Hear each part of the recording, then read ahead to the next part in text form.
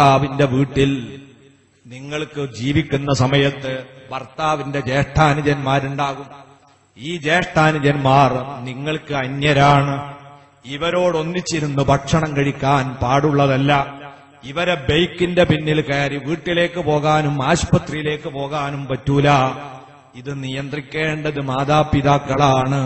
മുത്തുനബി മരണത്തിന് തുല്യമാണ് ഈ ഇടപെടലെന്നും ഈ കാണലെന്നും കൂടിപ്പെരുമാറലെന്നും പഠിപ്പിച്ചത് എന്തുകൊണ്ടാണ്? അന്യരുമായി വല്ലപ്പോഴും കാണുന്നത് പോലെയല്ല, സ്വന്തക്കാരുമായി അമിതമായി അടുത്ത് ഇടപഴകിയാൽ പിശാചിന് തിന്മ ചെയ്യിപ്പിക്കാൻ അനുകൂല സാഹചര്യം ഉണ്ടാകും. അതിന് അവസരം വരാതിരിക്കണമെങ്കിൽ സൂക്ഷ്മത പുലർത്തണം. ഭർത്താവിന്റെ ജ്യേഷ്ഠാന്യന്മാരോട് ആവശ്യമായ അകലം മാനിച്ചു പെരുമാറണം. ഭർത്താവിന്റെ ഉമ്മ എന്ന് പറയുന്നതും വാപ്പയും സ്വന്തം മാതാപിതാക്കളെ പോലെയാണ്. നമുക്കറിയാലോ, ഭർത്താവിനെ ഭാര്യ തൊട്ടാൽ ഒലുമുറിയും, എന്നാൽ ഭർത്താവിന്റെ പിതാവിനെ തൊട്ടാൽ ഒലുമുറിയില്ല എന്ന് പറഞ്ഞാൽ പോയി ഇങ്ങനെ തൊടാം എന്നല്ല. പക്ഷേ ബാപ്പയുടെ ഒരു സ്ഥാനമാണ് അവർക്ക് നൽകുന്നത്. അതുകൊണ്ട് തന്നെ നിങ്ങളെ ഗുണദോഷിക്കാനും ഉപദേശിക്കാനും അവർക്ക് അവകാശമുണ്ട്. അങ്ങനെ അവർ ചെയ്യുന്നതിനെ കുറ്റപ്പെടുത്തലായി കാണുന്ന ധാരണയാണ് ആദ്യം മാറ്റിവെക്കേണ്ടത്. മോശം കാക്കാന്നൊക്കെ കേൾക്കുമ്പോൾ ചില ആൾക്കാർക്ക് ഈറ പിടിച്ചു. എന്ത് കണ്ടാലും മുപ്പര് ചീത്ത അറിയുന്ന ചീത്ത പറയല്ലേ, അയാൾക്ക് അവകാശമല്ലേ? അയാളെ മകളെ പോലെയാണ് നിങ്ങൾ. അവരെന്തിനാ പറയും? കുട്ടി കരയണേനായിരിക്കും ചിലപ്പം പറയാ, അല്ല വേറെന്തെങ്കിലും കാര്യങ്ങൾക്കായിരിക്കും. അത് സ്നേഹം കൊണ്ട് പറയുന്നതാ. അത് വാപ്പ പറയുന്നത് പോലെയാണ് എന്ന് ഉൾക്കൊള്ളാൻ മരുക്കൾ ചിന്തിച്ചാ മതി. അമ്മായിമ്മമാർക്കൊക്കെ അർഹിക്കുന്ന പരിഗണന കൊടുത്താൽ മരക്കളെ തലയിൽ ഉൾപ്പിച്ചു കൊണ്ടെടുക്കുക. ഒരമ്മായിമ്മയും മരക്കൾ കണ്ണീരൊടുക്കണമെന്ന് ആഗ്രഹിക്കൂല. നിങ്ങൾക്കറിയോ, ഈ കല്യാണം നടത്താൻ ആരാ മുൻകൈയെടുത്തത്? ഈ അമ്മായിമ്മയാണ്. എത്ര കാലായി അമ്മോശാക്കനോട് പറയണ് ഭർത്താവിനോട്, ഒന്ന് നോക്കി, ഓനിപ്പോ 22 വയസ്സായില്ലേ. അങ്ങനെ കാത്തുകാത്തി 25 വയസ്സായതിന്റെ ശേഷമാണ് വാപ്പ് കെട്ടിച്ച. അതിന്റെ മുമ്പേ തുടങ്ങിയാണ് ഉമ്മ. അപ്പൊ ഈ ഉമ്മാക്ക് ഈ മരുമോളോടും മകനോടും വലിയ സ്നേഹമാണ്. അവര് കണ്ണീര് കുടിക്കണമെന്നും പ്രയാസപ്പെടണമെന്നും ഒരു ഉമ്മയെ ആഗ്രഹിക്കൂല. പിന്നെ അവര് എപ്പോഴാണ് ചിലപ്പോഴൊക്കെ മോശമായി പെരുമാറുക?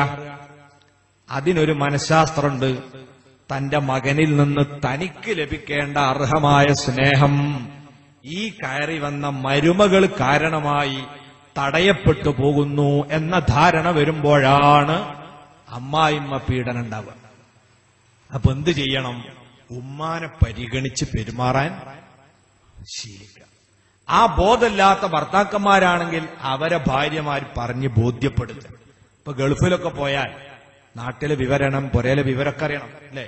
അതിനുവേണ്ടി നമ്മളിപ്പോ ഫോൺ ചെയ്യലാ പതിവ്. ഈ ഫോൺ ചെയ്യൽ പലരും വേണ്ട പോലെ ചിന്തിക്കാതെ ആരോട് മാത്ര ഫോൺ ചെയ്യുക? ഭാര്യയോട് മാത്ര. ഈ നെറ്റിലട് കയറിയ ഒരു മണിക്കൂറൊക്കെ സംസാരിക്കും എല്ലാ ദിവസവും. എന്നാൽ ഈ കിളികിളി എന്ന് പറയുന്നത് അപ്പുറത്തുനിന്ന് ആര് കേൾക്കുന്നുണ്ട്? ഉമ്മയും ബാപ്പിയും ഒക്കെ കേൾക്കുന്നുണ്ട്. എന്നാ അവർക്ക് ഫോൺ കൊടുക്കൂല, ഓരോടിട്ട് സംസാരിക്കൂല. ഓരോട് ചിലപ്പോ മാസത്തിലോ ആഴ്ചയിലോ ഒക്കെ എപ്പോഴെങ്കിലും ഒരു വിളിയാ. ഭാര്യനെ എന്നും വിളിക്കുന്നത് ഇവരെ അറിയുന്നുണ്ട്. ഇങ്ങനെ ആവുമ്പോൾ സ്വാഭാവികമായും ഉമ്മാക്ക് മനസ്സിലൊരു വേദന തോന്നും. ഞാനല്ലേ ഓനെ ഗർഭം ചുമന്ന് പെറ്റുപോറ്റി വളർത്തി, ഇന്റെ 10 സെന്റ് സ്ഥലം വിറ്റല്ലേ ഓനെ ഗൾഫ് പറഞ്ഞേച്ച്. ഇപ്പൊ ഓന് ഓള് വന്ന് നോക്കുമ്പോൾ ഓളെ മാത്രം മതി, കണ്ടോ എന്നും സംസാരിക്കണം. ആ ഉമ്മാനോടൊന്ന് ചോദിച്ചു നോക്കി, നിങ്ങളെ കുഞ്ഞമ്മേന്റെ വർത്താനം എന്തൊക്കെ സുഖം തന്നെയല്ലേ? ദുബായിൽ പ്രശ്നമൊന്നുമില്ലല്ലോ. വർത്താനേ ഓന്റെ ഓളതാണ്. ഓളോട് ചോദിച്ചു നോക്ക്. വിവരൊക്കെ ഓളെ ഇരുത്താൾ. എന്നെപ്പോ വിളിച്ചിട്ട് 2-3 മാസമായി. ഒരാഴ്ച ആണെങ്കിൽ 2-3 മാസം എന്നാ പറയാ. കാരണം അത്രയും വിഷമം ഉണ്ടാവും.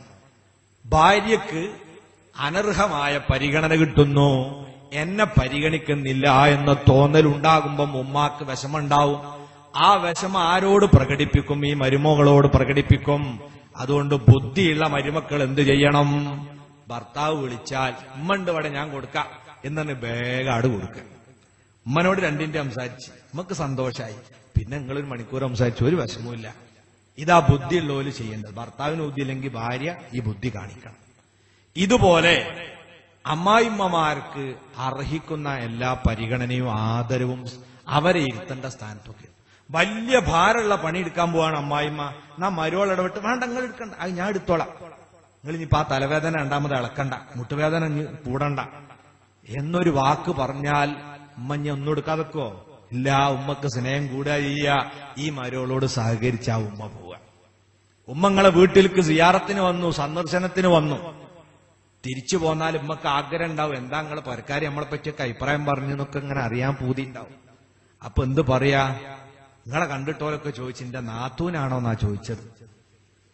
അതെന്തേ, നിങ്ങളത്രയും വയസ്സോ നിൽക്കുന്നില്ല. ആ മരോളോടുള്ള പുറിയത്രയിക്കുന്നറിയാം. അഞ്ചലിന്നാസ മനാസിൽ ഓരോരുത്തർക്ക് ഇങ്ങനെ അറിയിക്കുന്ന സാധനം നമ്മളിങ്ങനെ വെച്ചു കൊടുത്താൽ അവർക്ക് സന്തോഷമുള്ളത് പറയും.